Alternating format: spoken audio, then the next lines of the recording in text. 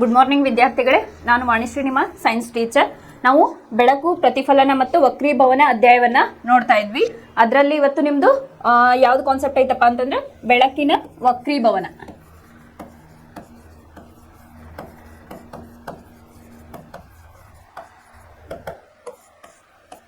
ಇಲ್ಲಿವರೆಗೂ ನಾವೇನ್ ಮಾಡಿದ್ವಿ, ಗೋಳಗಳನ್ನ ನೋಡಿದ್ವಿ, ನಿಮ್ನ ದರ್ಪಣಗಳ ಬಗ್ಗೆ ಅದ್ರ ಬಗ್ಗೆ ನೋಡಿದ್ವಿ, ಪೀನ ದರ್ಪಣಗಳ ಬಗ್ಗೆ ಅದ್ರ ಉಪಯೋಗಗಳನ್ನ ತಿಳ್ಕೊಂಡ್ವಿ. ಮತ್ತೆ ನಿನ್ನೆ ಕೆಲವೊಂದಿಷ್ಟು ಕ್ಯಾಲ್ಕುಲೇಷನ್ ಪಾರ್ಟ್ ಅನ್ನು ಕೂಡ ನಾವು ನೋಡಿದ್ವಿ. ಅಲ್ಲೇ ಮಸೂರಗಳ ಗೋಳಗಳ ವರ್ಧನೆಯ ಸೂತ್ರದ ಬಗ್ಗೆ ನಾವು ತಿಳ್ಕೊಂಡ್ವಿ. ಅದೇ ರೀತಿಯಾಗಿ ನಿಮ್ದು ನೆಕ್ಸ್ಟ್ ಕಾನ್ಸೆಪ್ಟ್ ಏನಪ್ಪಾ ಅಂತಂದ್ರೆ ಬೆಳಕಿನ ವಕ್ರೀಭವನ ಅಂತ ಹೇಳಿ ನೆಕ್ಸ್ಟ್ ಕಾನ್ಸೆಪ್ಟ್ ಐತಿ. ಇಲ್ಲೇ ನಾವು ಬೆಳಕು ಅಂದ್ರೆ ಏನಂತ ಹೇಳಿ ಫಸ್ಟ್ ಕ್ಲಾಸ್ ಒಳಗೆ ನೋಡಿದ್ವಿ. ಬೆಳಕು ಅಂತಂದ್ರೆ ಏನು, ಒಂದು ಎಲೆಕ್ಟ್ರೋಸ್ಪೆಕ್ಟ್ರೋ ಮ್ಯಾಗ್ನೆಟ್ ನ ಒಂದು ಭಾಗ ಅಂತ ಹೇಳಿ ನಾನು ಹೇಳಿದ್ದೆ. ಒಂದು ಎಕ್ಸಾಂಪಲ್ ನ ಕೂಡ ನಾನು ಕೊಟ್ಟಿದ್ದೆ. ಅಂದ್ರೆ ಒಂದು ಪರಮಾಣು ಇತ್ತಂದ್ರ ಅದರ ಸುತ್ತಲೂ ಏನಾಗಿರ್ತೈತಿ, ಎಲೆಕ್ಟ್ರಾನ್ಗಳು ಇರ್ತಾವ ಹೊರ ಕವಚಗಳಲ್ಲಿ. ಆ ಎಲೆಕ್ಟ್ರಾನ್ಗಳು ಒಂದು ಎನರ್ಜಿಯಿಂದ ಲೋವರ್ ಎನರ್ಜಿಯಿಂದ ಹೈಯರ್ ಎನರ್ಜಿ ಟ್ರಾನ್ಸಿಷನ್ ಲೆವೆಲ್ ಅಂತ ಹೇಳಿದ್ದೆ. ಅಲ್ಲಿ ಜಂಪ್ ಆಗ್ತಾ ಇರ್ತಾವ ಒಂದು ಸರ್ಟೆನ್ ಎನರ್ಜಿವರೆಗೂ. ಅಲ್ಲಿ ಏನಾಗ್ತತಿ, ತನ್ನ ಎನರ್ಜಿ ಮುಗಿಯೋವರೆಗೂ ಅಂದ್ರೆ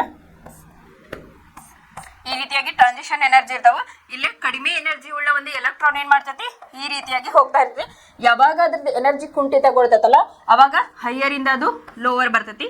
ಈ ಒಂದು ಪ್ರೊಸೆಸ್ ಆಗ್ಬೇಕಾದ್ರೆ ಏನಾಗ್ತತಿ, ಸರ್ಟನ್ ಎನರ್ಜಿಯಲ್ಲೇ ರಿಲೀಸ್ ಆಗ್ತತಿ.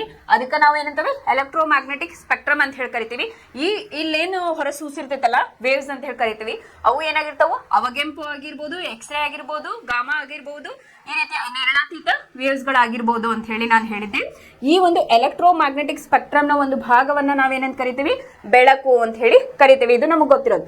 ಇನ್ನು ನಾವು 7th 8th ಈ ರೀತಿಯ 7th 8th ಕ್ಲಾಸ್ ಅಲ್ಲಿ ನಾವು ಕಲಿಬೇಕಾದ್ರೆ ಬೆಳಕು ಅಂದ್ರೆ ಏನಂತ ಕಲ್ತಿದ್ವಿ ನಾವು, ಇದು ಒಂದು ಸಮಾನಾಂತರವಾಗಿ ಚಲಿಸ್ತತಿ ಅಥವಾ ನೇರವಾಗಿ ಚಲಿಸ್ತತಿ ಅಂತ ಹೇಳಿ ಮಾತ್ರ ಕಲ್ತಿದ್ವಿ. ಇಲ್ಲಿ ನಾವ್ ಏನ್ ಕರಿತೇವೆ ಅಂತಂದ್ರ ಬೆಳಕು ಬರೀ ನೇರವಾಗಿ ಅಲ್ಲ, ವಕ್ರವಾಗಿಯೂ ಕೂಡ ಚಲಿಸ್ತತಿ. ಇಲ್ಲಿ ವಕ್ರಿ ಅಂತಂದ್ರೆ ಏನು, ಅದು ನೇರವಾದದ್ದಲ್ಲ ಅಂತ ಹೇಳಿ ಕರಿತೇವೆ. ಅಂತಂದ್ರ ವಕ್ರೀಭವನ ಅಂತ ಹೇಳಿ ನಾವು ಕರಿತೇವೆ. ಅಂತಂದ್ರ ಅದು ಒಂದೇ ದಿಕ್ಕಿನಲ್ಲಿ ಸಾಗೋದಿಲ್ಲ, ಅದು ರಿಫ್ಲೆಕ್ಷನ್ ಆಗ್ತತಿ ಅಂತ ಹೇಳಿ ನಾವು ಇಂಗ್ಲಿಷ್ನಾಗ ಹೇಳ್ತೇವಿ. ಇಂಗ್ಲಿಷ್ನಾಗ ಇದಕ್ಕ ಲೈಟ್ ರಿಫ್ಲೆಕ್ಷನ್ ಅಂತ ಹೇಳಿನೂ ಕೂಡ ಕರೀತಾರೆ. ಏನಿದು ಬೆಳಕಿನ ವಕ್ರೀಭವನ ಅಂತ ಹೇಳಿದೆ. ಬೆಳಕಿನ ವಕ್ರೀಭವನ ಅಂದ್ರೆ ಏನಪ್ಪಾ ಅಂತಂದ್ರೆ, ಬೆಳಕು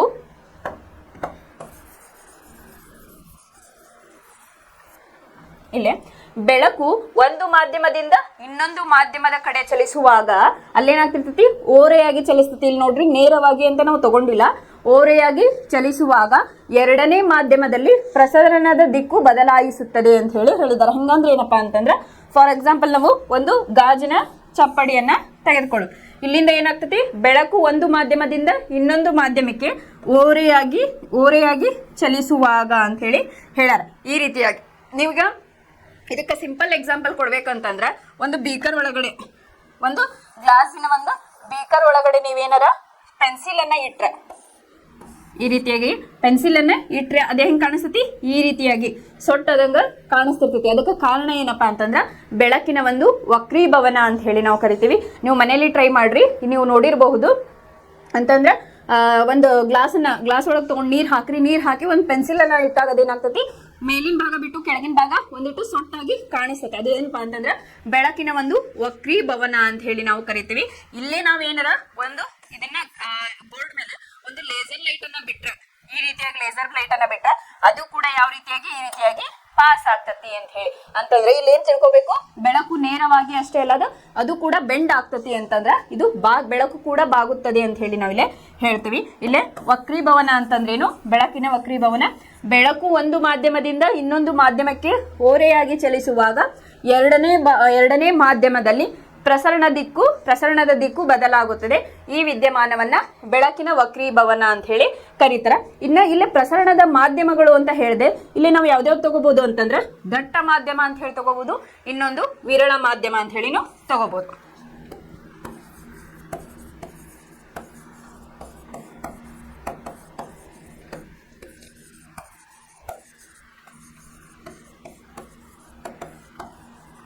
ಇಲ್ಲೇನು ಒಂದು ವಿರಳ ಮಾಧ್ಯಮವನ್ನ ತಗೋಬಹುದು, ಇನ್ನೊಂದು ದಟ್ಟ ಮಾಧ್ಯಮವನ್ನ ತೆಗೆದುಕೊಳ್ಬಹುದು. ಏನಿದು ವಿರಳ ಮಾಧ್ಯಮ ಅಂತಂದ್ರೆ, ವಿರಳ ಮಾಧ್ಯಮ ಅಂತಂದ್ರೇನು, ನೀವು ಇಲ್ಲಿ ಎಕ್ಸಾಂಪಲ್ ಅನ್ನ ಗಾಳಿ ಅಂತ ಹೇಳಿ ಕನ್ಸಿಡರ್ ಮಾಡಬಹುದು. ಓಕೆ, ಇನ್ನು ದಟ್ಟ ಮಾಧ್ಯಮ ಅಂತಂದ್ರೆ ನೀವು ಗಾಜನ್ನ ತಗೋಬಹುದು. ಎಕ್ಸಾಂಪಲ್ ಗಾಜು ಅಂತ ಹೇಳಿ ತಗೋಬಹುದು. ಅದೇ ರೀತಿಯಾಗಿ ವಜ್ರವನ್ನು ಕೂಡ ನೀವೆಲ್ಲೇ ತಗೋಬಹುದು. ಆಮೇಲೆ ನೀರನ್ನು ಕೂಡ ಅಲ್ಲೇ ತೆಗೆದುಕೊಳ್ಬಹುದು. ಇಲ್ಲಿ ಏನಾಗ್ತದಪ್ಪ ಅಂತಂದ್ರ ವಿರಳ ಮಾಧ್ಯಮದಿಂದ ದಟ್ಟ ಮಾಧ್ಯಮಕ್ಕೆ ಬೆಳಕು ಪ್ರಸರಣವನ್ನ ಹೊಂದ್ತಾ ಇರ್ತೈತಿ.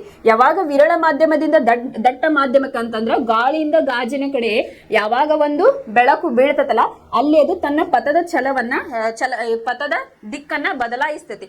ಅದನ್ನೇ ನಾವೇನಂತೀವಪ್ಪ ಅಂತಂದ್ರ ಬೆಳಕಿನ ವಕ್ರೀಭವನ ಅಂತ ಹೇಳಿ ಕರಿತೀವಿ. ಅದನ್ನ ಒಂದು ಡಯಾಗ್ರಾಮ್ ಮೂಲಕ ನಾವೀಗ ನೋಡೋಣ.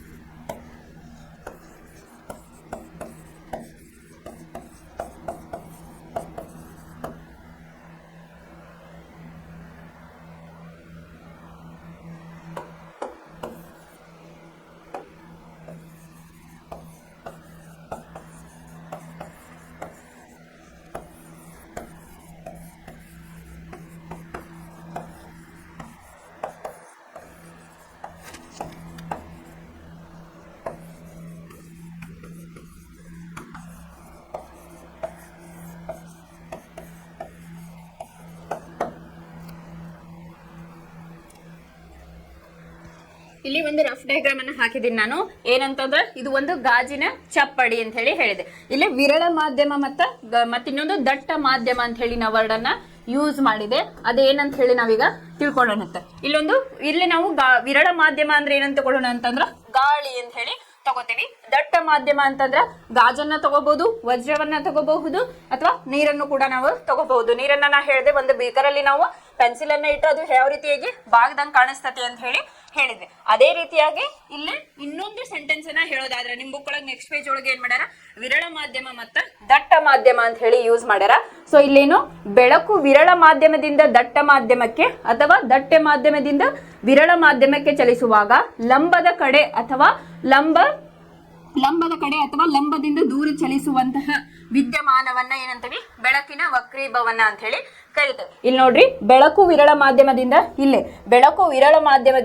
ದಟ್ಟ ಮಾಧ್ಯಮದ ಕಡೆಗೆ ಅಥವಾ ದಟ್ಟ ಮಾಧ್ಯಮದಿಂದ ವಿರಳ ಮಾಧ್ಯಮದ ಕಡೆಗೆ, ದಟ್ಟ ಮಾಧ್ಯಮದಿಂದ ವಿರಳ, ಇದು ಕೂಡ ಗಾಳಿ ಹೊರಗಿಂದ. ಈ ರೀತಿಯಾಗಿ ಆಗ್ತಕ್ಕಂತಹ ಪ್ರೊಸೆಸ್ ಅಲ್ಲಿ ಏನಾಗ್ತತಿ, ಇಲ್ಲೊಂದು ಲಂಬವನ್ನ ರಚನೆ ಮಾಡೇವಲ್ಲ, ಅದ್ರ ಕಡೆಗೆ ಅಥವಾ ಅದರ ದೂರದ ಕಡೆ ಅದು ಚಲಿಸುವಂತಹ ಕ್ರಿಯೆಗೆ ನಾವೇನಂತೀವಿ, ಬೆಳಕಿನ ವಕ್ರೀಭವನ ಅಂತ ಹೇಳಿ ಕರಿತೀವಿ. ಆಗಲ್ಲೇನ್ ಹೇಳಿದೆ, ಇಲ್ಲೇ ಬೆಳಕು ಒಂದು ಮಾಧ್ಯಮದಿಂದ ಇನ್ನೊಂದು ಮಾಧ್ಯಮಕ್ಕೆ ಓರೆಯಾಗಿ ಚಲಿಸುವಾಗ ಎರಡನೇ ದಿಕ್ಕಿನಲ್ಲಿ ಅದು ಏನ್ ಮಾಡ್ತೈತಿ, ತನ್ನ ಪಥವನ್ನ ಬದಲಾಯಿಸ್ತತಿ ಅಂತ ಹೇಳಿ ಹೇಳಿದ್ವಿ. Simple definition. ಬಟ್ ನಾವು ಇನ್ನೂ ಒಂದು ಅರ್ಥದಲ್ಲಿ ಹೇಳೋದಾದ್ರೆ, ಯಾಕಂದ್ರೆ ನಿಮಗೆ ನೆಕ್ಸ್ಟ್ ಏನ್ ಮಾಡ್ಯಾರ, ದಟ್ಟ ಮಾಧ್ಯಮ ವಿರಳ ಮಾಧ್ಯಮ ಅಂತ ಹೇಳಿ ಹೇಳ್ಯಾರ. ಇಲ್ಲಿ ವಿರಳ ಮಾಧ್ಯಮಕ್ಕೆ ನೀವು ಗಾಳಿ ಅಂತ ಹೇಳಿ ಎಕ್ಸಾಂಪಲ್ ತಗೋಬಹುದು, ದಟ್ಟ ಮಾಧ್ಯಮಕ್ಕೆ ಒಂದು ಗಾಜಿನ ಚಪ್ಪಡಿ ಅಂತ ಹೇಳಿ ಎಕ್ಸಾಂಪಲ್ ಅನ್ನ ತಗೋಬಹುದು. ಇದರ ಪ್ರಕಾರ ಏನಾಗ್ತದಪ್ಪ ಅಂತಂದ್ರೆ, ಇದು ಒಂದು ವಿರಳ ಮಾಧ್ಯಮ. ಯಾವಾಗ ಇಲ್ಲ ಬೆಳಕಿನ ಕಿರಣಗಳು ಬೀಳ್ತೈತಲ್ಲ, ಈ ರೀತಿಯಾಗಿ ಅದು ರಿಫ್ಲೆಕ್ಷನ್ ಅನ್ನ ಹೊಂದಿ ಈ ರೀತಿಯಾಗಿ ಬರ್ತೈತಿ ಅಂತ ಹೇಳಿ ಹೇಳ್ತದೆ. ಇಲ್ಲಿ ನಾನು ಎ ಬಿ ಸಿ ಡಿ, ಇಲ್ಲ ಪಿ ಕ್ಯೂ ಆರ್, ಇಲ್ಲೊಂದು ಎಸ್ ಅಂತ ಹೇಳಿ ತಗೊಳ್ಳೋಣ ಅಂತ. ಇಲ್ಲೇ ಈ ರೀತಿಯಾಗಿ ಹೆಸರನ್ನ ಕೊಟ್ಟೇನೆ. ಆಮೇಲೆ 3 ಆಂಗಲ್ ಅನ್ನ ಇಲ್ಲಿ ಮೆನ್ಷನ್ ಮಾಡೀನಿ. ಐ ಆರ್ ಇ ಅಂತ ಹೇಳಿ ಮೆನ್ಷನ್ ಅನ್ನ ಮಾಡೀನಿ. ಆಮೇಲೆ ಪಿ ಕ್ಯೂ ಏನ್ ಸೂಚಿಸ್ತತಿ, ಕ್ಯೂ ಆರ್ ಏನ್ ಸೂಚಿಸ್ತತಿ, ಮತ್ತೆ ಆರ್ ಎಸ್ ಏನ್ ಸೂಚಿಸ್ತತಿ ಅಂತ ಹೇಳಿ ಈಗ ನೋಡೋಣ.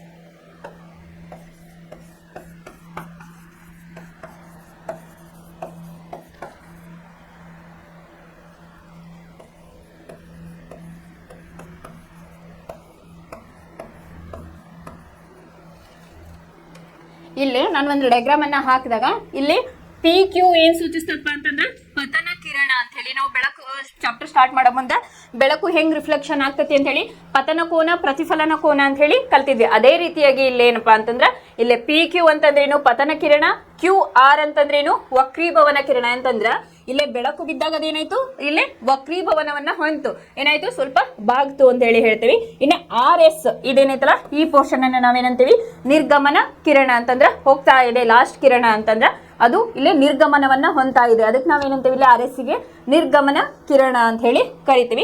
ಇಲ್ಲಿ 3 ಆಂಗಲ್ ಇರೋದನ್ನ ನಾವು ನೋಡ್ಬೋದು. ಇಲ್ಲಿ ಫಸ್ಟ್ ಒಂದು ನೋಡ್ರಿ, ಇಲ್ಲೇ ಈ ರೀತಿಯಾಗಿ ಇದು ಆ ಅಂತ ಸೂಚನೆ, ಈ ಒಂದು ಕೋನವನ್ನ ಆರ್ ಅಂತ ಸೂಚನೆ. ಆಮೇಲೆ ಇಲ್ಲಿ ನಿರ್ಗಮನ ಆದಲ್ಲಿ ನಾನು ಇ ಅಂತ ಹೇಳಿ ಹೆಸರನ್ನ ಕೊಟ್ಟೇನಿ. ಇಲ್ಲೇ ಆ ಅಂತಂದ್ರೇನು ಪತನ ಕೋನ. ಪತನ ಕೋನ ಅಂತಂದ್ರು ಸೂರ್ಯನ ಕಿರಣ ಬೀಳುವಂತದ್ದು, ಅಂತಂದ್ರೆ ಬೆಳಕಿನ ಕಿರಣ ಬೀಳುವಂತಹ ಕೋನ. ಇನ್ನು ಆರ್ ಅಂತಂದ್ರೇನು ವಕ್ರೀಭವನ ಕೋನ ಅಥವಾ ವಕ್ರೀಮ ಕೋನ ಅಂತ ಹೇಳಿ ಕರಿತೀವಿ. ಸೊ ಇದನ್ನ ನಾವೇನಂತೀವಿ, ವಕ್ರೀಮ ಕೋನ ಅಂತ ಹೇಳಿ ಕರಿತೀವಿ. ಇನ್ನ ಲಾಸ್ಟ್ ಒನ್ ಇದೇನು, ಈ ಅಂತಂದ್ರೆ ನಿರ್ಗಮನ ಕೋನ. ಸಿಂಪಲ್, ನೀವು ಇಲ್ಲೇನ್ ಬರೀತಿರಲ್ಲ, ಪಿ ಕ್ಯೂ ಅಂತ ಅಂದ್ರೇನು ಪತನ ಕಿರಣ. ಇಲ್ಲಿ ಐ ಅಂತಂದ್ರೆ ಅಲ್ಲಿ ಕೋನ ಆಗೋದು ಪತನ ಕೋನ. ಇಲ್ಲಿ ಕ್ಯೂ ಆರ್ ಅಂತ ಅಂದ್ರೇನು ವಕ್ರೀಭವನ ಕಿರಣ. ಇಲ್ಲಿ ವಕ್ರೀಮ ಕೋನವನ್ನ ನಾವು ಆರ್ ಇಂದ ಸೂಚಿಸ್ತೇವೆ. ಅದೇ ರೀತಿಯಾಗಿ ಇ ಅಂತ ಹೇಳಿ ಬರ್ತೀನಿ, ಇದು ನಿರ್ಗಮನ ಕಿರಣ. ಆರ್ ಎಸ್ ಅಂದ್ರ ಇದು ಇ ಅಂತಂದ್ರ ನಿರ್ಗಮನ ಕೋನ ಅಂತ ಹೇಳಿ ಹೇಳ್ತೇವೆ. ಇಲ್ಲಿ 3 ಆಂಗಲ್ ನಮಗೆ ಬಂದು. ಇಲ್ಲ ನಾ ಇನ್ನೊಂದು ಸೆಂಟೆನ್ಸ್ ಅನ್ನ ಬರ್ದೇನಿ, ಏನಂತಂದ್ರೆ ಒಂದು ವರ್ಡ್ ಅನ್ನ ಬರ್ದೇನಿ, ಪಾರ್ಶ್ವ ಪಲ್ಲಟ ಅಂತ ಹೇಳಿ ಬರ್ದೇನಿ. ಈ ಪಾರ್ಶ್ವ ಪಲ್ಲಟ ಅಂದ್ರೆ ಏನಂತ ಹೇಳಿ ತಿಳ್ಕೊಳ್ಳಿ.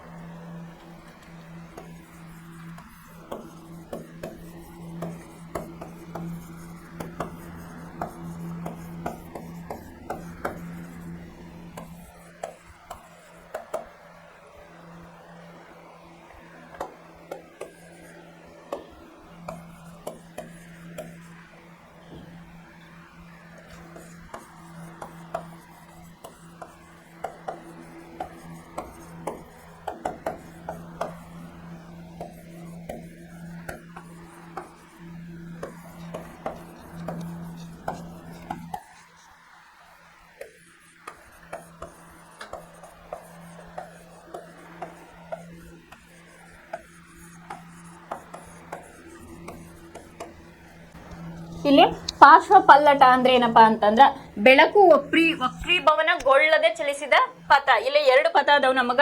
ಇಲ್ಲಿ ಬೆಳಕು ವಕ್ರೀಭವನಗೊಳ್ಳದೆ ಚಲಿಸಿದ ಪಥ, ಬೆಳಕು ವಕ್ರೀಭವನಗೊಂಡ ನಂತರ ಸಂಚರಿಸುವ ಪಥಗಳ ನಡುವಿನ ಲಂಬವನ್ನ ನಾವೇನಂತ ಕರಿತೀವಿ? ಇಲ್ಲಿ ಪಾರ್ಶ್ವ ಪಲ್ಲಟ ಅಂತ ಹೇಳಿ ಕರಿತೀವಿ. ಏನಿಲ್ಲ ಬೆಳಕು ವಕ್ರೀಭವನಗೊಳ್ಳದೆ ಚಲಿಸಿದ ಪಥ ಮತ್ತು ಬೆಳಕು ವಕ್ರೀಭವನಗೊಂಡ ನಂತರ ಚಲಿಸಿದ ಪಥಗಳ ನಡುವಿನ ಅಂತರವನ್ನ ಅಥವಾ ಲಂಬವನ್ನ ನಾವೇನಂತೀವಿ? ಇಲ್ಲಿ ಪಾರ್ಶ್ವ ಪಲ್ಲಟ ಅಂತ ಹೇಳಿ ಕರಿತೀವಿ. ಯಾವಾಗ ಇದು ಲಂಬದಿಂದ ದೂರ ಇರ್ತೈತಿ, ನಾಗಳ್ಳಿ ಹೇಳಿದೆ, ಬೆಳಕು ವಿರಳ ಮಾಧ್ಯಮದಿಂದ ದಟ್ಟ ಮಾಧ್ಯಮಕ್ಕೆ ಅಥವಾ ದಟ್ಟ ಮಾಧ್ಯಮದಿಂದ ವಿರಳ ಮಾಧ್ಯಮಕ್ಕೆ ಚಲಿಸುವಾಗ ಅದೇನಾಗ್ತೈತಿ? ಬೆಳಕು ಲಂಬದಿಂದ ದೂರ ಇರ್ತೈತಿ ಅಥವಾ ಲಂಬಕ್ಕೆ ಸಮೀಪ ಇರ್ತೈತಿ ಅಂತ ಹೇಳಿ ಹೇಳಿದೆ. ಅದು ಯಾವಾಗ ಲಂಬಕ್ಕೆ ಸಮೀಪ ಇರ್ತೈತಿ, ಆಮೇಲೆ ಯಾವಾಗ ಲಂಬದಿಂದ ದೂರ ಇರ್ತೈತಿ ಅಂದ್ರ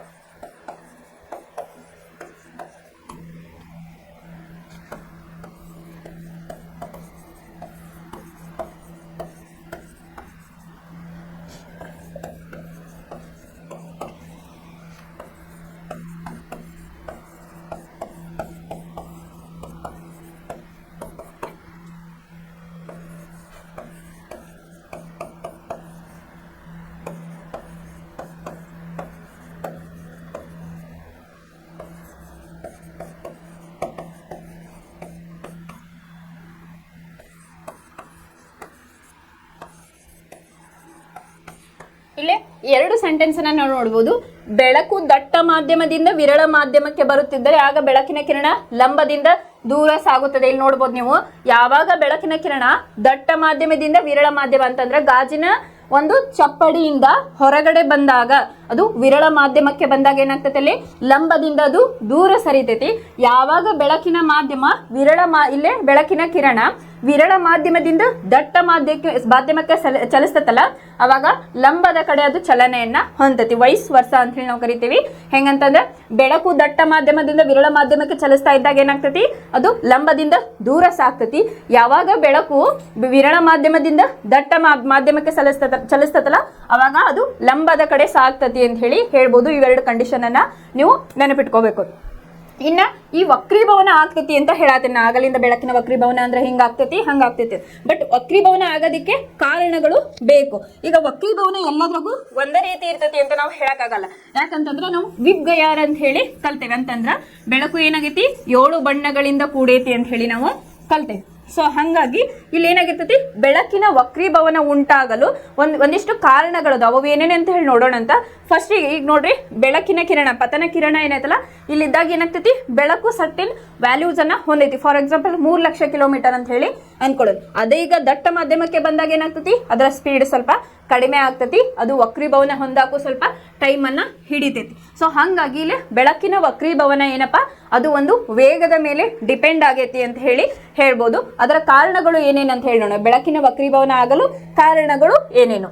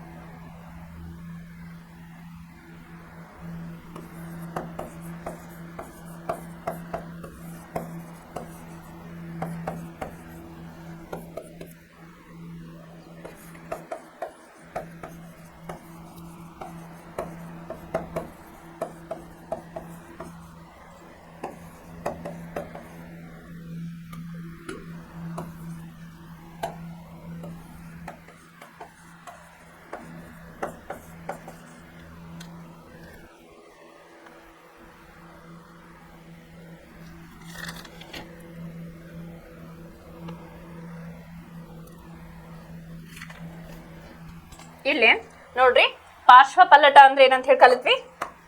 ಆಮೇಲೆ ಇದು ಬೆಳಕಿನ ವೇಗ ಹೆಂಗಿರ್ತೈತಿ, ಅದು ವೇರಿ ಆಗ್ತಾ ಇರ್ತೈತಿ. ಒಂದು ವಸ್ತುವಿನಿಂದ ಇನ್ನೊಂದು ವಸ್ತುವಿಗೆ ಅದೇನಾಗ್ತೈತಿ, ಬೆಳಕಿನ ವೇಗ ವೇರಿ ಆಗ್ತಾ ಇರ್ತೈತಿ. ಈ ಬೆಳಕಿನ ವಕ್ರೀಭವನ ಉಂಟಾಗಲು ಹಲವಾರು ಕಾರಣಗಳನ್ನ ನಾವು ತೆಗೆದುಕೊಳ್ಳಬಹುದು. ಇಲ್ಲಿ ಒಂದೇದ್, ನೀವು ಬೆಳಕು ನಿರ್ವಾತ ಪ್ರದೇಶದಲ್ಲಿ ಒಂದು ಸೆಕೆಂಡಿಗೆ ಅಪ್ರಾಕ್ಸಿಮೇಟ್ ಎಷ್ಟು 3 ಲಕ್ಷ ಕಿಲೋಮೀಟರ್ ಚಲಿಸ್ತತಿ ಅಂತ ಹೇಳ್ತಾವೆ. ಇದು ಅಪ್ರಾಕ್ಸಿಮೇಟ್ ಅಂತ ನಾ ಹೇಳತ್ತೀನಿ. ಇದು ನಿರ್ವಾತ ಪ್ರದೇಶದಲ್ಲಿ. ಅದೇ ಬೆಳಕು ವಾತಾವರಣದಲ್ಲಿ ಏನಾಗಿರ್ತದಪ್ಪ ಅಂತಂದ್ರ 2.9996 ಲಕ್ಷ ಕಿಲೋಮೀಟರ್ ಅಂತ ಹೇಳಿ ಹೇಳ್ಬೋದು. ಇನ್ನ ಗಾಜಿನ ಚಪ್ಪಡಿಯಲ್ಲಿ ಅರೌಂಡ್ 2.5 ಲ್ಯಾಕ್ ಕಿಲೋಮೀಟರ್ ಅಲ್ಲಿ ವೇರಿಯೇಷನ್ ಅನ್ನ ತೋರಿಸ್ತತಿ. ಇದರಿಂದ ನಮಗೆ ಏನೋ ಗೊತ್ತಾಗ್ತದಪ್ಪ ಅಂತಂದ್ರ ಬೆಳಕಿನ ಕಿರಣ ಏನ್ ಬೆಳಕು ಏನ್ ವಕ್ರೀಭವನ ಹೊಂದತಲ್ಲ, ಒಂದೇ ವೇಗದಲ್ಲಿ ಅದು ನಡೆಯೋದಿಲ್ಲ. ಅದು ಏನಾಗ್ತತಿ, ಸಬ್ಜೆಕ್ಟ್ ಟು ಸಬ್ಜೆಕ್ಟ್ ಅಂದ್ರೆ ಒಂದು ವಸ್ತುವಿನಿಂದ ಇನ್ನೊಂದು ವಸ್ತುವಿಗೆ ಅದೇನಾಗ್ತತಿ, ವೇರಿ ಆಗ್ತಾ ಇರ್ತತಿ ಅಂತ ಹೇಳಿ ಹೇಳ್ಬೋದು. ಈಗ ಫಾರ್ ಎಕ್ಸಾಂಪಲ್ ಒಂದು ಪ್ರಿಸಮ್ ಅನ್ನ ತೆಗೆದುಕೊಳ್ಳೋಣ. ಈಗ ನಾನು ಹೇಳಿದೆ, ಇದು ಬೆಳಕು ಏನಾಗ್ತತಿ, ತನ್ನ ವೇಗ ಚೇಂಜ್ ಅನ್ನ ಮಾಡ್ತಾ ಇರ್ತೈತಿ. ಅದೇ ಇಲ್ಲಿ ಎಕ್ಸಾಂಪಲ್ ನಾನು ಕೊಟ್ಟೆ. ಈಗ ಇಲ್ಲಿ ಒಂದು ಗಾಜಿನ ಪರಿಕರವನ್ನ ಇಟ್ಟನಿ, ಚಪ್ಪಡಿಯನ್ನ. ಇಲ್ಲಿ ಏನಾಗಿರ್ತೈತಿ, ಇದು 3 ಲಕ್ಷ ಐತಿ ಅನ್ಕೊಳ್ರಿ. ಫಾರ್ ಎಕ್ಸಾಂಪಲ್ ಇದು 3 ಲಕ್ಷ ಕಿಲೋಮೀಟರ್ ಸ್ಪೀಡ್ ಒಳಗೈತಿ. ಅದೇ ಇಲ್ಲಿ ರಿಫ್ಲೆಕ್ಷನ್ ಆಗ್ಬೇಕಾದ್ರೆ, ವಕ್ರೀಭವನ ಹೊಂದಬೇಕಾದ್ರೆ ಏನಾಗ್ತದಪ್ಪ ಅಂತಂದ್ರ 2.98 ಈ ರೀತಿಯಾಗಿ ಕಡಿಮೆ ಆಗ್ತಾ ಬರ್ತೈತಿ. ಈ ರೀತಿಯಾಗಿ ತನ್ನ ವೇಗವನ್ನ ಅದು ಕಡಿಮೆ ಮಾಡ್ತೈತಿ. ವೇಗ ಹೆಂಗ್ ಕಡಿಮೆ ಆಗ್ತೈತಲ್ಲ, ಟೈಮ್ ಅನ್ನು ಕೂಡ ಅಲ್ಲೇ ಕನ್ಸ್ಯೂಮ್ ಆಗ್ತೈತಿ ಅಂತ ಹೇಳಿನು ಹೇಳ್ಬೋದು. ಈಗ ನಾವು ಇದು ಪ್ರಿಸಮ್ ಅಂತ ಹೇಳಿ ಕರಿತೀವಿ. ಈ ರೀತಿಯಾಗಿ ಈಗ ನಮಗ್ ಗೊತ್ತೈತಿ ವಿಬ್ಗಯಾರ, ಬೆಳಕು 7 ಬಣ್ಣಗಳಿಂದ ಆಗೈತಿ ಅಂತ ಹೇಳ್ತೇವೆ. ಫಾರ್ ಎಕ್ಸಾಂಪಲ್ ವಿ ಅಂತಂದ್ರೇನು, ವೈಲೆಟ್. ಈಗ ಈ ರೀತಿಯಾಗಿ ಬರ್ತೈತಿ. ಇದೇನಾಗ್ತೈತಿ, ಹಿಂಗ ವಕ್ರೀಭವನ ಹೊಂದತಿ. ಇದು ನೇರಳೆ ಬಣ್ಣ ಅಂತ ಹೇಳಿ ತಗೊಳ್ಳೋದು. ಇದೇ ಏನಾಗ್ತೈತಿ, ಬ್ಲೂ ಕಲರ್ ತಗೊಂಡಾಗ ಅದು ಈ ರೀತಿಯಾಗಿ.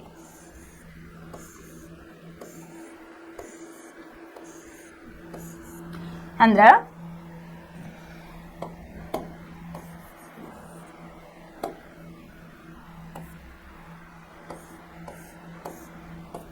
ಈ ರೀತಿಯಾಗಿ ಒಂದು ಪ್ರಿಸಮ್ ಅನ್ನ ತಗೊಂಡಾಗ ಬೆಳಕಿಗೆ ಅದರದೇ ಆದಂತಹ ಒಂದು ಶಕ್ತಿ ಇದೆ. ಒಂದೊಂದು ಕಲರ್ಗೂ ಒಂದೊಂದು ಶಕ್ತಿ. ಈಗ ಫಾರ್ ಎಕ್ಸಾಂಪಲ್ ಬ್ಲ್ಯಾಕ್ ಕಲರ್ ಅನ್ನ ಡಿಪ್ರೆಷನ್ ಮೆಡಿಕಲ್ ಫೀಲ್ಡಿಗೆ ಹೋದಾಗ ಏನ್ ಮಾಡ್ತಿದ್ರು, ಕ್ರೋಮಾ ಥೆರಪಿ ಅಂತ ಹೇಳಿ ಮಾಡ್ತಿದ್ರು ಹಿಂದಿನ ಕಾಲದಾಗ ಡಾಕ್ಟರ್ಸ್. ಅಂತಂದ್ರೆ ಈಗ ಮೈಗ್ರೇನ್ ಪ್ರಾಬ್ಲಮ್ ಇದ್ದವರು ಅಥವಾ ಇದು ಮಾನಸಿಕವಾಗಿ ಕುಗ್ಗಿರ್ತಾರಲ್ಲ, ಅವ್ರಿಗೆ ಏನ್ ಮಾಡ್ತಿದ್ರು, ಒಂದು ಕತ್ತಲೆ ರೂಮಿನಲ್ಲಿ ಇಡ್ತಾ ಇದ್ರು. ಯಾಕಪ್ಪ ಅಂತಂದ್ರೆ ಕಪ್ಪು ಬಣ್ಣಕ್ಕೆ ಅದು ಒಂದು ಶಕ್ತಿ ಇರ್ತಾ ಇತ್ತು. ಅದೇ ರೀತಿಯಾಗಿ ನೀವು ಸಮುದ್ರದ ಕಡೆ ಹೋದಾಗ ಏನಾಗ್ತತಿ, ನೀರು ಆಕಾಶ ನೀಲಿ ಕಾಣ್ತತಿ. ಅದರ ರೀಸನ್ ಎಲ್ಲ ನೀವು ನೆಕ್ಸ್ಟ್ ಕ್ಲಾಸಿಗೆ ಹೋದಾಗ ಕಲಿತೀರಿ. ಅದು ಯಾಕೆ ಕಾಣ್ತತಿ ಅಂತಂದ್ರೆ ಅಲ್ಲಿ ಬೆಳಕಿನ ಕಿರಣಗಳು ಏನಾಗ್ತಿರ್ತಾವು ಸೂರ್ಯನೊಂದಿಗೆ ಮತ್ತು ನೀರಿನೊಂದಿಗೆ ಬೆರೆತಾಗ ಅದೇನಾಗ್ತಿರ್ತತಿ, ಕಾಮನ ಬೆಲ್ಲು ಮೂಡ್ತತಿ. ಅದು ಬೆಳಕಿನ ರಿಫ್ಲೆಕ್ಷನ್ಗೆ ಏನಾಗಿರ್ತಪ್ಪ ಅಂತಂದ್ರೆ ವಾಟರ್ ನಮಗ ವಾಟರ್ ನಮಗ ಸ್ಕೈ ಬ್ಲೂ ಕಲರ್ ಅಲ್ಲೇ ಕಾಣ್ತಾ ಇರ್ತತಿ. ಮತ್ತೆ ಇನ್ನೊಂದು ರೀಸನ್ ಆಕಾಶ ಯಾಕೆ ನೀಲಿ ಐತಿ ಅಂತ ಹೇಳಿನು ನೆಕ್ಸ್ಟ್ ನೀವು ಕಾನ್ಸೆಪ್ಟ್ ನ ಕಲಿತಾ ಹೋಗ್ತೀರಿ. ಇಲ್ಲಿ ಎದಕ್ಕಪ್ಪ ಅಂತಂದ್ರ ಒಂದೊಂದು ಕಲರಿಗೂ ಒಂದೊಂದು ಶಕ್ತಿ ಇದೆ. ಇಲ್ಲಿ ಕಾಮನ ಬಿಲ್ಲಿನ ಕಲರ್ ಇದಾವಲ್ಲ, ನೇರಳೆ ಕಲರ್ ಆಗಿರ್ಬೋದು, ಬ್ಲೂ ಆಗಿರ್ಬೋದು, ಗ್ರೀನ್ ಆಗಿರ್ಬೋದು, ಆರೆಂಜ್ ಆಗಿರ್ಬೋದು, ಯಾವುದೇ ಕಲರ್ ಇರಲಿ ಅದಕ್ಕೆ ಅದರದೇ ಆದಂತಹ ಒಂದು ವೇಗ ಐತಿ, ಅದಕ್ಕೆ ಅದರದೇ ಆದಂತಹ ಒಂದು ಮಹತ್ವಗಳು ಅದಾವ. ಅದೇ ರೀತಿಯಾಗಿ ಅದೇನಾಗ್ತದಪ್ಪ, ಇಲ್ಲಿ ವಕ್ರೀಭವನ ಹೆಂಗ್ ಹೊಂದತಿ ಅಂತಂದ್ರ, ಈಗ ಫಾರ್ ಎಕ್ಸಾಂಪಲ್ ಇಲ್ಲೇ ಒಂದು ಇದು ಮಾಧ್ಯಮವನ್ನ ತೆಗೆದುಕೊಂಡಾಗ ಗಾಜಿನ ಮಾಧ್ಯಮವನ್ನ ಇಲ್ಲೇ ನಾನು ಗಾಳಿ ಮತ್ತ ಗಾಜನ್ನ ತಗೋತೀನಿ. ಗಾಳಿ ಮತ್ತ ಗಾಜು ಅವಾಗ ಏನಾಗ್ತತಿ, ಇಲ್ಲಿ ಆಂಗಲ್ ಆಫ್ ರಿಫ್ಲೆಕ್ಷನ್ ಅರೌಂಡ್ ನಿಮ್ಗ 40 ಡಿಗ್ರಿ ಸೆಲ್ಸಿಯಸ್ ಬರ್ತತಿ ಅಂತ ತಿಳ್ಕೊಡ್ರಿ. ಅದೇ ನಾನು ಗಾಳಿ ಮತ್ತ ಗಾಜನ್ನ ತಗೊಂಡಾಗ ಆಂಗಲ್ ನಮ್ಗೆ ಏನ್ ಬರ್ತಪ್ಪ ಅಂತಂದ್ರೆ ಅರೌಂಡ್ 60 ಡಿಗ್ರಿ ಸೆಲ್ಸಿಯಸ್ ಬರ್ಬೋದು. ಅದೇ ರೀತಿಯಾಗಿ ನಾನು ನೀರನ್ನ ತಗೊಂಡಾಗ ಏನಾಗ್ಬೋದು, ಅಲ್ಲಿ ಈಗ ಒಂದು ಪೆನ್ಸಿಲ್ ಅನ್ನ ಇಟ್ಟಾಗ ಅರೌಂಡ್ 130 to 35 ಡಿಗ್ರಿ ಸೆಲ್ಸಿಯಸ್ ಬರ್ಬೋದು. ಅಂತಂದ್ರ ಮಾಧ್ಯಮವನ್ನ ನಾವು ಹೆಂಗ್ ಚೇಂಜ್ ಮಾಡ್ತೇವಲ್ಲ, ಅಲ್ಲಿ ಆಂಗಲ್ ಕೂಡ ಇಲ್ಲಿ ಚೇಂಜ್ ಆಗ್ತತಿ ಅಂತ ಹೇಳಿ ಹೇಳ್ಬಹುದು. ಈ ಪ್ರಿಸಮ್ ಅನ್ನ ತಗೊಂಡಾಗ ಆ ಕಲರ್ ಅನ್ನ ನಾವು ಬಿಟ್ಟಾಗ ಆ ಒಂದು ಕಲರ್ಗೆ ಏನು ವೇಗ ಇದೆಯಲ್ಲ ಅದು ಅಲ್ಲೇ ವಕ್ರೀಭವನ ಹೊಂದತಿ ಅಂತ ಹೇಳಿ ಹೇಳ್ಬೋದು. ಇನ್ನ ನೆಕ್ಸ್ಟ್ ಈ ಬೆಳಕಿನ ವಕ್ರೀಭವನ. ಈಗ ಗೋಳಗಳಿಗೆ ಒಂದಿಷ್ಟು ನಿಯಮಗಳನ್ನ ನಾವು ಓದಿದ್ವಿ. ಅದೇ ರೀತಿಯಾಗಿ ಬೆಳಕಿನ ವಕ್ರೀಭವನಕ್ಕೂ ಕೂಡ 2 ನಿಯಮಗಳದಾವು. ಆ ನಿಯಮಗಳು ಏನಂತ ಹೇಳಿ ಈಗ ನೋಡೋಣಂತ.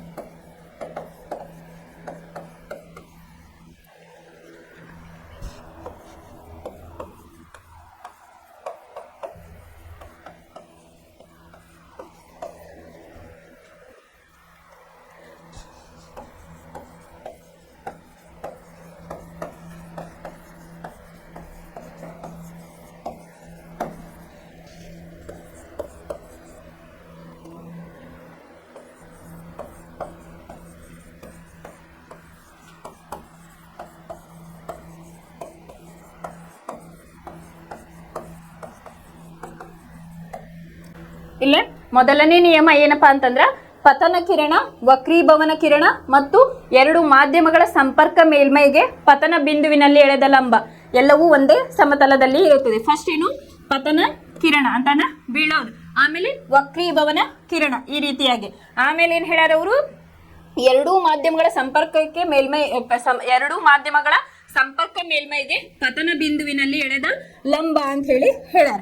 ಆಗಲೇ ನಾವು ಇದನ್ನ ಚಿತ್ರ ಗಾಜಿನ ಚಪ್ಪಡಿ ಮೂಲಕ ಈ ರೀತಿಯಾಗಿ ತೋರಿಸಿದ್ದೆ, ಹೌದಾ. ಇದು ಲಂಬ ಅಂತಂದ್ರ ಇಲ್ಲೇ ಪತನ ಕಿರಣ, ವಕ್ರೀಭವನ ಕಿರಣ ಮತ್ತು 2 ಮಾಧ್ಯಮಗಳ ಸಂಪರ್ಕದ ಮೇಲ್ಮೈಗೆ, ಇದು ಒಂದು ಮಾಧ್ಯಮ ಸಂಪರ್ಕದ ಮೇಲ್ಮೈಗೆ ಪತನ ಬಿಂದುವಿನಲ್ಲಿ ಎಳೆದ ಲಂಬ. ಇದೇನು ಪತನ ಬಿಂದು, ಪತನ ಬಿಂದು. ಇದು ಪತನ ಕಿರಣ, ಇದು ಪತನ ಕಿರಣ. ಇದು ಏನು ವಕ್ರೀಮ ಕಿರಣ, ವಕ್ರೀಮ ಕಿರಣ. ಇವೇನ್ ಹೇಳ್ಯಾರ, ಈ 2 ಮಾಧ್ಯಮದೊಳಗ ಪತನ ಕಿರಣ, ವಕ್ರೀಭವನ ಕಿರಣ ಈ ಪತನ ಬಿಂದುವಿನಲ್ಲಿ ಎಳೆದ ಲಂಬ ಇವೇನಾಗಿರ್ತಾವು, ಒಂದೇ ಸಮತಲದಲ್ಲಿ ಇರ್ತಾವು ಅಂತ ಹೇಳಿ ಹೇಳ್ಯಾರ. ಇನ್ನ 2ನೇ ಕಂಡೀಷನ್, 2ನೇ ನಿಯಮ,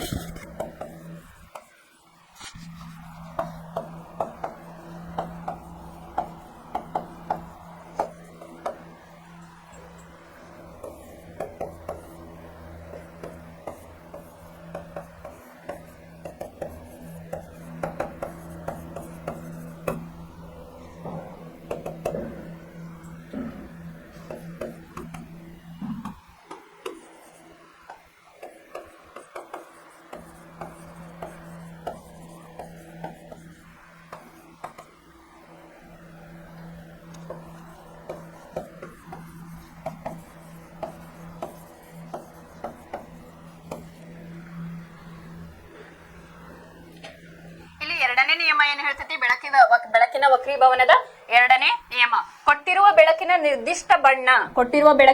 ನಿರ್ದಿಷ್ಟ ಬಣ್ಣ ನೀಡಿರುವ ಜೋಡಿ ಮಾಧ್ಯಮಗಳಿಗೆ ಪತನ ಕೋನದ ಸೈನು ಮತ್ತು ವಕ್ರೀಮ ಕೋನದ ಸೈನುಗಳ ಅನುಪಾತ ಸ್ಥಿರವಾಗಿ ಇರುತ್ತದೆ. ಇದನ್ನು ಸ್ನೇಲ್ನ ವಕ್ರೀಭವನ ನಿಯಮ ಅಂತ ಹೇಳಿ ಕರೀತಾರ. ಈ ಸ್ನೇಲ್ ಅನ್ನು ವಿಜ್ಞಾನಿ ಇದನ್ನ ಫೈಂಡ್ ಔಟ್ ಮಾಡಿದ್ರು, ಹಂಗಾಗಿ ಇದಕ್ಕ ಸ್ನೇಲ್ನ ವಕ್ರೀಭವನ ನಿಯಮ ಅಂತ ಹೇಳಿ ಕರೀಬಹುದು. ನಿಮಗೆಲ್ಲ ಕ್ವಶನ್ ಬೆಳಕಿನ ವಕ್ರೀಭವನದ ನಿಯಮಗಳನ್ನ ತಿಳಿಸಿ ಅಂತ ಹೇಳಿ ಕೇಳಬಹುದು. ಇಲ್ಲ ಅಂತಂದ್ರೆ ಏನ್ ಕೇಳ್ಬೋದು, ಸ್ನೇಲ್ನ ವಕ್ರೀಭವನ ಎಂದರೇನು ಅಂತ ಹೇಳಿನೂ ಕೂಡ ಕೇಳ್ಬೋದು. ಇಲ್ಲಿ ಕೊಟ್ಟಿರುವ ಬೆಳಕಿನ ನಿರ್ದಿಷ್ಟ ಬಣ್ಣ ಅಂತ ಹೇಳಿ ಹೇಳಿದಾರ. ಅದು ಈಗ ನಾವೊಂದು ಪ್ರಿಸಮ್ ಅನ್ನ ತೋರಿಸಿದೆ, ವಿಬ್ ಗೈರ್ ನಿಮ್ಗೆ ಗೊತ್ತೈತಿ, ಅದಕ್ಕೆ ಅದರದೇ ಆದಂತಹ ಕಲರ್ಸ್ ಗಳು ಅದಾವ. ಹಾಗಾಗಿ ಕೊಟ್ಟಿರುವ ಬೆಳಕಿನ ನಿರ್ದಿಷ್ಟ ವೈಲೆಟ್ ಕೊಟ್ಟರು, ವೈಲೆಟ್ ಆಗಿರ್ಬೋದು, ಗ್ರೀನ್ ಅಂದ್ರೆ ಗ್ರೀನ್ ಆಗಿರ್ಬೋದು, ಆರೆಂಜ್ ಅದರದೇ ಆದಂತಹ ಒಂದು ಅದಕ್ಕೆ ಕೆಪಾಸಿಟಿ ಇರ್ತೈತಿ. ಸೊ ಹಾಗಾಗಿ ಏನ್ ಮಾಡ್ಯಾರ, ಕೊಟ್ಟಿರುವ ಬೆಳಕಿನ ನಿರ್ದಿಷ್ಟ ಬಣ್ಣ ಅಂತ ಹೇಳಿ ಹೇಳ್ಯಾರ. ಅದಕ್ಕೆ ನಾ ಏನ್ ಮಾಡಿದೆ, ಒಂದು ಪ್ರಿಸಮ್ ಅನ್ನ ಡ್ರಾ ಮಾಡಿದೆ. ಈ ರೀತಿಯಾಗಿ ಬಂದದ ಹಿಂಗ. ಈಗ ಫಾರ್ ಎಕ್ಸಾಂಪಲ್ ಇದು ವೈಲೆಟ್ ಕಲರ್ ಅಂತ ತಿಳ್ಕೊಳ್ಳೋಣ. ಆಮೇಲೆ ಬಿ ಬ್ಲೂ ಕಲರ್, ಆಮೇಲೆ ಜಿ, ಆಮೇಲೆ ಇಲ್ಲಿ ಇಂಡಿಗೋ. ಈ ರೀತಿಯಾಗಿ ಅದು ವಕ್ರೀಭವನವನ್ನ ಹೊಂದ್ತಾ ಇರ್ತೈತಿ. ಹಾಗಾಗಿ ಕೊಟ್ಟಿರುವ ಬೆಳಕಿನ ನಿರ್ದಿಷ್ಟ ಬಣ್ಣ ಅಂತ ಹೇಳಿ ಹೇಳಿದಾರ, ಅದು ಯಾವ್ದಾದ್ರು ಕಲರ್ ಆಗಿರಬಹುದು. ಇನ್ನು ಸೆಕೆಂಡ್ ಸೆಂಟೆನ್ಸ್, ನೀಡಿರುವ ಜೋಡಿ ಮಾಧ್ಯಮಗಳಿಗೆ ಅಂತ ಹೇಳ. ಜೋಡಿ ಮಾಧ್ಯಮ ಅಂದ್ರೆ ನಾ ಹೇಳಿದೆ, ಇಲ್ಲಿ ಜೋಡಿ ಮಾಧ್ಯಮವನ್ನ ನೀವು ಯಾವ ರೀತಿಯಾಗಿ ತಗೋಬೇಕು, ಒಂದು ವಿರಳ ಮಾಧ್ಯಮವನ್ನ ತಗೋಬೇಕು, ಒಂದು ದಟ್ಟ ಮಾಧ್ಯಮವನ್ನ ತೆಗೆದುಕೊಳ್ಳಬೇಕು. ಇಲ್ಲಿ ವಿರಳ ಮಾಧ್ಯಮ ಅಂದ್ರೆ ಗಾಳಿ, ಇಲ್ಲಿ ಕಣಗಳು ಏನಾಗಿರ್ತಾವು, ಲೂಸ್ ಆಗಿ ಇರ್ತಾವ, ಅಂತಂದ್ರೆ ಬಿಡಿಯಾಗಿ ಇರ್ತಾವ. ಅದೇ ದಟ್ಟ ಮಾಧ್ಯಮ ಗಾಜನ್ನ ಕನ್ಸಿಡರ್ ಮಾಡಿದಾಗ ಅಲ್ಲಿ ಏನಾಗಿರ್ತಾವ, ಕಣಗಳು ಒತ್ತೊತ್ತಾಗಿ ಹೊಂದಿರ್ತಾವ. ಈಗ ನೀವು ಮ್ಯಾಟರ್ಸ್ ಅಂತ ಹೇಳಿ ಓದಿದಿರಿ ಅಂತಂದ್ರ ಕನ್ನಡದಾಗ ಏನಂತಾರ, ಘನ ದ್ರವ ಅನಿಲ ಸ್ಥಿತಿ ಅಂತ ಹೇಳಿ ಓದಿದಿರಲ್ಲ. ಅನಿಲ ಸ್ಥಿತಿ ಒಳಗೆ ಏನಾಗಿರ್ತಾವ, ಕಣಗಳು ಬಿಡಿಯಾಗಿ ಫ್ರೀ ಆಗಿ ಇರ್ತಾವ. ಅದೇ ನೀವು ಘನ ಸ್ಥಿತಿಯಲ್ಲಿ ತೆಗೆದುಕೊಂಡಾಗ, ಇದು ಒಂದು ಪೆನ್, ಇದು ಘನ ಸ್ಥಿತಿ, ಇದ್ರೊಳಗೆ ಅಣುಗಳು ಏನಾಗಿರ್ತಾವ, ಒತ್ತೊತ್ತಾಗಿ ಫಾರ್ಮ್ ಆಗಿರ್ತಾವ. ಅದೇ ರೀತಿಯಾಗಿ ಇಲ್ಲಿನೂ ಕೂಡ ಏನು, ಅದೇ ವಿರಳ ಮಾಧ್ಯಮ ಅಂದ್ರ ಗಾಳಿ, ಅನಿಲ ರೂಪ. ಸೊ ಅಲ್ಲಿ ಏನಾಗಿರ್ತಾವ, ಕಣಗಳು ಬಿಡಿಯಾಗಿ ಇರ್ತಾವ. ಅದೇ ಈಗ ದಟ್ಟ ಮಾಧ್ಯಮ ಅಂತ ಹೇಳಿ ನೀವು ವಜ್ರವನ್ನ ತೆಗೆದುಕೊಳ್ರಿ, ಅಥವಾ ಅಲ್ಲೇ ನೀವು ಗಾಜಿನ ಚಪ್ಪಡಿಯನ್ನು ಬೇಕಾದ್ರೂ ತಗೋಬಹುದು. ಅಲ್ಲೇನಾಗಿರ್ತದೆ, ದಟ್ಟ ಮಾಧ್ಯಮದೊಳಗ ಕಣಗಳು ಏನಾಗಿರ್ತಾವ, ಒತ್ತೊತ್ತಾಗಿ ಇರ್ತಾವ. ಅದರಿಂದ ಏನಾಗ್ತತಿ ಅಂತಂದ್ರ ವಿರಳ ಮಾಧ್ಯಮಕ್ಕಿಂತ ದಟ್ಟ ಮಾಧ್ಯಮದೊಳಗ ಸರ್ಟನ್ ಟೈಮ್ ಕನ್ಸ್ಯೂಮ್ ಅಲ್ಲೇ ಆಗ್ತತಿ ಅಂತ ಹೇಳಿ ಹೇಳ್ಯಾರ. ಇಲ್ಲೇ ಜೋಡಿ ಮಾಧ್ಯಮ ಅಂದ್ರೇನು, ಗಾಳಿ ನೀರನ್ನ ತಗೋಬಹುದು, ಗಾಳಿ ಮತ್ತೆ ಗಾಜನ್ನ ತಗೋಬಹುದು, ಗಾಳಿ ಮತ್ತೆ ವಜ್ರವನ್ನ ನೀವಿಲ್ಲಿ ತೆಗೆದುಕೊಳ್ಳಬಹುದು. ಹಾಗಾಗಿ ನೀಡಿರುವ ಜೋಡಿ ಮಾಧ್ಯಮಗಳಿಗೆ ಪತನ ಕೋನದ ಸೈನು ಅಂತಂದ್ರೆ, ಪತನ ಕೋನ ಈ ರೀತಿಯಾಗಿತ್ತಲ್ಲ, ಅದು ಪತನ ಕೋನದ ಸೈನು ಮತ್ತು ವಕ್ರೀಭವನದ ಸೈನುಗಳ ಅನುಪಾತ.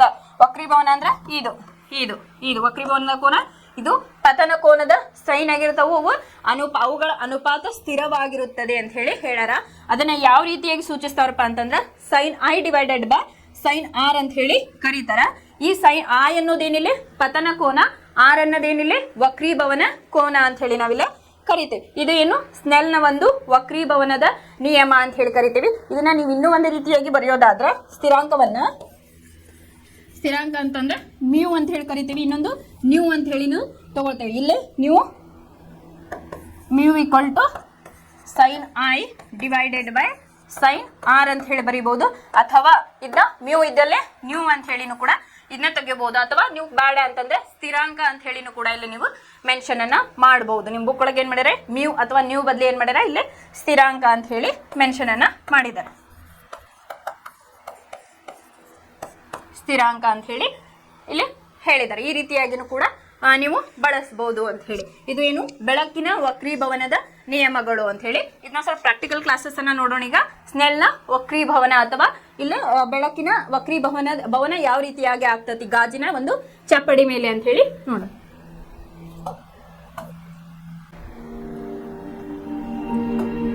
ಇದನ್ನ ನೀವು ಮನೆಯಲ್ಲಿ ಕೂಡ ಮಾಡಬಹುದು. ಒಂದು ಗಾಜಿನ ಚಪ್ಪಡಿಯನ್ನ ತೆಗೆದುಕೊಂಡು ಇಲ್ಲಿ ಇಟ್ಟಾರಲ್ಲ ಇವರು, ಈ ರೀತಿಯಾಗಿ ಮೊಳಗಳನ್ನ ಇಟ್ಟು ಅಲ್ಲೇ ನೀವು ಟಾರ್ಚ್ ಅನ್ನ ಬಿಟ್ಟಾಗ ಬೆಳಕು ಯಾವ ರೀತಿಯಾಗಿ ಇಲ್ಲಿ ವಕ್ರೀಭವನವನ್ನ ಹೊಂದತಿ ಅಂತ ಹೇಳಿ ತೋರ್ಸಾರ.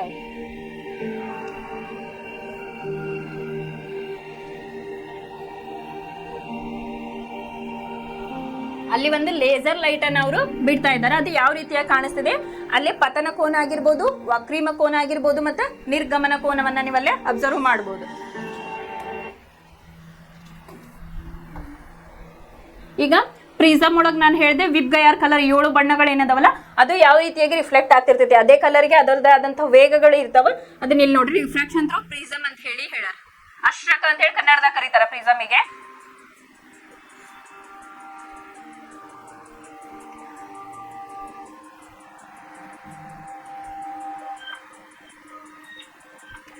ಗ್ರೀನ್ ಲೈಟ್ ಅನ್ನ ಬಿಟ್ರವ್ರು.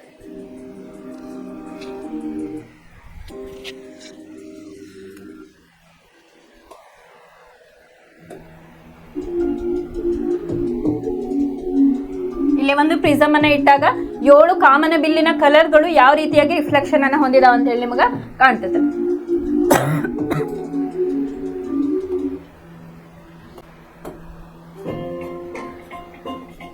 ಒಂದು ಗ್ಲಾಸಿನ ಚಪ್ಪಡಿ, ಇದು ಲೈಟ್ ಸೋರ್ಸ್, ಬೆಳಕು, ಈ ರೀತಿಯಾಗಿ ರಿಫ್ರಾಕ್ಷನ್.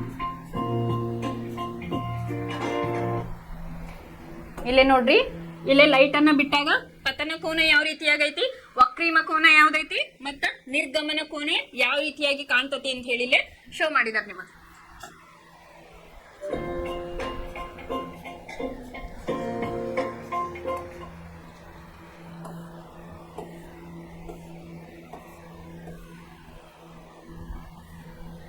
ಈಗ ನಾ ಸ್ಲೆನ್ಸ್ ಲಾ ಅಂತ ಹೇಳಿದ್ನಲ್ಲ, sine i divided by mu equal to sine i divided by sine r ಅಂತ ಹೇಳಿ ಹೇಳಿದೆ. ಸೊ ಅದನ್ನ ವಿತ್ ಡೈಗ್ರಾಮ್ ಅನ್ನ ಇಲ್ಲೇ ತೋರಿಸಿದಾರೆ ನಿಮಗ. ಇದಕ್ಕೆ ಇನ್ಸಿಡೆಂಟ್ ರೇ ಇವೆಲ್ಲ ಇಂಗ್ಲಿಷ್ ನಾಗ ಕೊಟ್ಟಾರ ನಿಮಗ. ಇದು ಮೀಡಿಯಮ್, ರಿಫ್ರಾಕ್ಟಿವ್ ಇಂಡೆಕ್ಸ್ N1, ಇಲ್ಲಿ ಮೀಡಿಯಂ 2, ರಿಫ್ರಾಕ್ಟಿವ್ ಇಂಡೆಕ್ಸ್ N2 ಅಂತ ಹೇಳಿ ಕೊಟ್ಟಾರ. ಇವೇನದವಲ್ಲ, ನಾನು 3 ಆಂಗಲ್ ಅನ್ನ ಹೇಳಿದೆ. ಸೊ ಅವಕ್ಕೆ ಏನಂತಾರ, ನಾರ್ಮಲ್, ಇದು ಲಂಬ, ಅದಕ್ಕೆ ಏನಂತಾರೆ ಇಂಗ್ಲಿಷ್ನ್ಯಾಗ ನಾರ್ಮಲ್ ಅಂತ ಹೇಳಿ ಕರೀತಾರ. ಇನ್ಸಿಡೆಂಟ್ ರೇ ಅಂತಂದ್ರ ಪತನ ಕೋನ, ಇದು ವಕ್ರೀಭವನ ಕೋನ, ಅದಕ್ಕೆ ರಿಫ್ರಾಕ್ಟೆಡ್ ರೇ ಅಂತ ಹೇಳಿ ಕರೀತಾರ.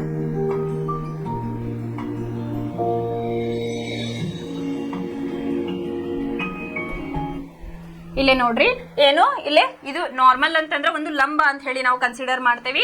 ಇಲ್ಲೇ ಇನ್ಸಿಡೆಂಟ್ ರೇ ಅಂತಂದ್ರೆ ಏನು, ಪತನ ಕೋನ ಅಂತ ಹೇಳಿ ನಾವು ಕರಿತೇವೆ, ಅಂದ್ರೆ ಪತನ ಕಿರಣ ಅಂತ ಹೇಳಿ ಕರಿತೇವೆ ಕನ್ನಡದಾಗ. ಏನು ಪತನ ಕಿರಣ ಅಂತಂದ್ರೆ ಇದನ್ನ ಇಲ್ಲೇ ಪತನ ಕಿರಣ, ಇದೇನು ಆಂಗಲ್ ಐತಲ್ಲ ಇದು ಪತನ ಕೋನ ಅಂತ ಹೇಳಿ ಕರಿತೇವೆ.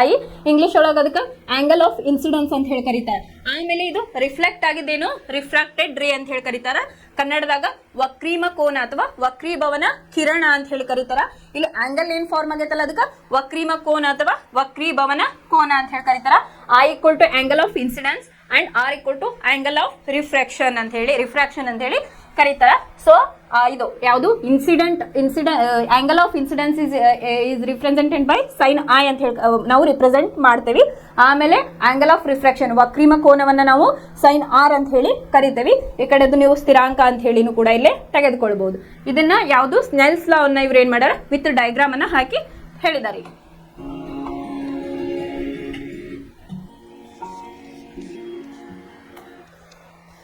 ಇದಿಷ್ಟು ಇವತ್ತಿನ ಕ್ಲಾಸ್. ಯಾವುದು ವಕ್ರೀಭವನ, ಬೆಳಕಿನ ವಕ್ರೀಭವನವನ್ನ ಕಲಿತ್ವಿ. ನೆಕ್ಸ್ಟ್ ಇಂಪಾರ್ಟೆಂಟ್ ಕಾನ್ಸೆಪ್ಟ್ ನಿಮ್ದು ವಕ್ರೀಭವನ ಸೂಚ್ಯಂಕ ಅಂತ ಹೇಳಿ ಬರ್ತೈತಿ. ಅಲ್ಲೊಂದು ಸ್ಮಾಲ್ ಡಿರೈವೇಶನ್ ಬರ್ತೈತಿ, ಕೆಲವೊಂದಿಷ್ಟು ಫಾರ್ಮುಲಾ ಬರ್ತಾವ. ಅದನ್ನ ನಾಳೆ ಕ್ಲಾಸ್ ಒಳಗೆ ನೋಡೋಣ ಅಂತ. ಧನ್ಯವಾದಗಳು.